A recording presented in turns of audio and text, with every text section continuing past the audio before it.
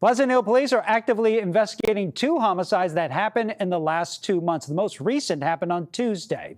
And while most years the city sees only one or no homicides at all, our Amanda Harry spoke with police and residents about the uptick in violent crime in that area. Pleasant Hill police say these homicides are a top priority. They're trying to keep everyone safe, and they're also beefing up their investigative unit to hopefully solve both of these cases. You know, I'm still sick to my stomach about it, honestly. Jason Enneking says he's still devastated over the loss of his neighbor, 63-year-old Peter Popovich, who was killed in a robbery turned shooting on Tuesday. Yeah, I mean, we would talk. I would see him pretty frequently, talk with my wife, always said hello, knew her names. 2024 has started off as a tragic year for the community in Pleasant Hill and their police department.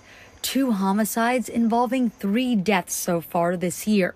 Most years, Pleasant Hill sees between 0 and 1 homicide. There's really no explanation for why it's happening here. Pleasant Hill Police Captain Matt Christick says both homicides are very active investigations. They are unrelated. These are both being investigated as not random, but they're both actively being investigated by our detectives right now. The first homicide happened on February 10th. A custodial worker at Pleasant Hill Park stabbed to death.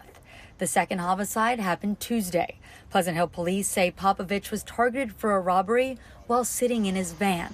He used it to work to deliver packaging materials to Bay Area cannabis distributors. Enneking says he remembers first hearing about the shooting. Got an email from the property manager saying, don't panic, don't be alarmed, but there's been a shooting. Of course, I immediately was alarmed.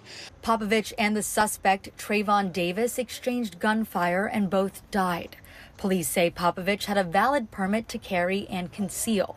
They say he shot in self-defense, so only Popovich's death is being investigated as a homicide. Despite what happened, Enneking doesn't blame the area. He moved here 6 months ago from San Ramon, and he's not thinking about moving again. You know, I feel like these things can happen anywhere, especially these days. I mean, guns are prevalent. Idiots are prevalent. In the 4 years from 2020 to 2023, there were only 2 homicides. Both of those have been solved. Police are hopeful the same thing will happen with these cases.